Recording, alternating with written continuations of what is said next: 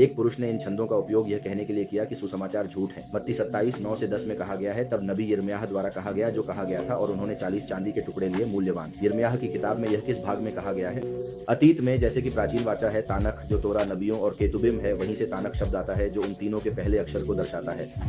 जैसा कि हम जानते हैं, तोरा लेखन के पहले 5 पुस्तकें हैं। नबियों में यशायाह, यिर्मयाह, यहेजकेल, ओसिया, मलाकी, अमोश, सोफोनियाह आदि जैसे पुस्तकें शामिल हैं। और लेखन होते हैं राजाओं, इतिहास, भजन और अन्य। हालांकि वास्तव में पूरी एस्क्रिप्चुरा भविष्यवाणी है, लेकिन यह उन विशेष नबियों द्वारा अलग करने का तरीका है जो उन पुस्तकों के शीर्षकों के नाम ले जाते हैं, यानी उन नबियों के नाम शीर्षकों के रूप में, और अन्य पुस्तकें जो लिखी गई हैं जहां लोगों के इतिहास का वर्णन किया गया है, और तोरा जो वह स्थान है जहां कानून निर्देश आता है। तो जैसे कि सभी नबियों के संदर्भ में नबियों की पुस्तक कहा जा सकता था, वैसे ही एक प्रमुख नबी के नाम का उल्लेख करना भी आम था, यानी उन नबियों में से एक जिनका लेखन अधिक था, और उनमें से हैं यहेजकेल, यिर्मयाह और यशायाह। अब एक और राय भी है जो कहती है कि यह बस अनुवाद की एक गलती हो सकती थी, अनुवादक जिसने नबी को बदल दिया, और जो केवल इसलिए कि यह हिब्रू में इतना समान है क्योंकि यह याहू पर समाप्त होता है, और अन्य कारणों से जो नबी ने भिन्न रखा हो सकता है। लेकिन अनुवादकों की बात कर रहे हैं, प्रेरितों की नहीं। स्पष्ट रूप से प्रेरितों को नदी द्वारा प्रेरित किया गया था। सब कुछ किसी न किसी कारण से है। अब मैं कारण के बारे में कह रहा हूँ। यदि यह मूल रूप से प्रेरितों द्वारा इस तरह से था और यह अनुवादकों की गलती नहीं थी कि समय के साथ उन्होंने एक अलग नबी का नाम डाल दिया, तो भौतिक और ऐतिहासिक दृष्टिकोण से संभावित कारण यह है कि उदाहरण के लिए यशायाह का उल्लेख किया गया था ताकि नबियों की पूरी पुस्तक, नबियों के सभी भविष्यवक्ताओं का सामान्य रूप से संदर्भ दिया जा सके, क्योंकि वह उन प्रमुख नबियों में से एक है जिन्होंने अधिक बात की है, जिनके पास नबियों की उन पुस्तकों में अधिक सामग्री है। और दूसरी ओर याहवे द्वारा नियुक्त और भेजे गए नबी यिर्मयाह का नाम है।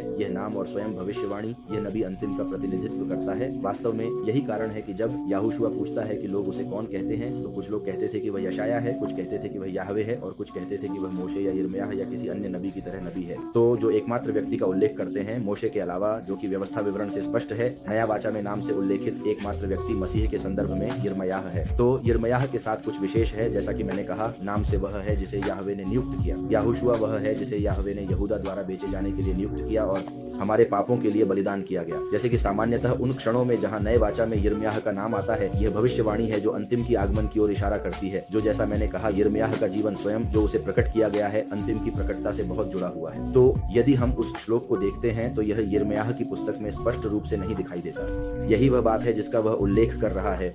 जिस व्यक्ति ने उसे यह बताया वह लेखन के हिस्से को जानता है, यिर्मयाह में विशेष रूप से नहीं आता।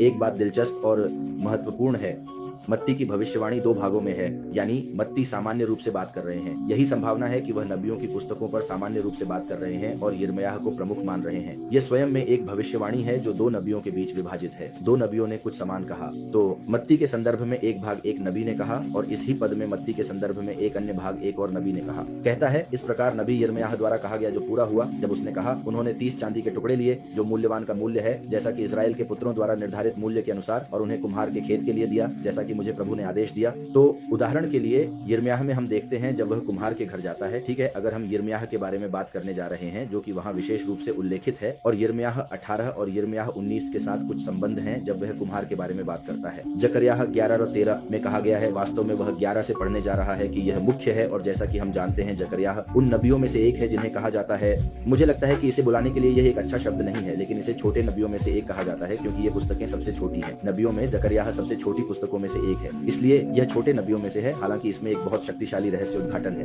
तो यह और भी अधिक उचित है कि यिर्मयाह का उल्लेख करते हुए जो प्रमुखों में से एक हैं, छोटे नबियों या छोटे पुस्तकों का भी संदर्भ दिया जाए। जकरियाह 11:11 से 14 तक कहता है, उस दिन पेट्रो समाप्त हो गया और इस प्रकार भेड़ के गरीबों ने जो मुझे देख रहे थे जाना कि यह याहवे का शब्द था। मैंने उनसे कहा, यदि यह आपके लिए अच्छा लगता है, और यह जकरियाह में भविष्यवाणी है, यदि यह आपके लिए अच्छा लगता है, मुझे मेरा वेतन दो, और अगर नहीं तो इसे छोड़ दो। यह याहवे की एक भविष्यवाणी है जो धरती पर आ रही है, और जो उसे संबंधित है वह सम्मान, प्रतिष्ठा और सम्मान मांग रही है। तब उन्होंने मेरा वेतन 30 चांदी के टुकड़े तौले। याहवे ने मुझसे कहा, इसे सुंदर खजाने में डाल दो जिस कीमत पर मुझे आंका गया है। तब मैंने 30 चांदी के टुकड़े लिए और उन्हें याहवे के घर के खजाने में डाल दिया। और फिर मत्ती में कहा गया, उन्होंने 30 चांदी के टुकड़े लिए जो इजराइल के पुत्रों द्वारा निर्धारित मूल्य के अनुसार मूल्यवान थे।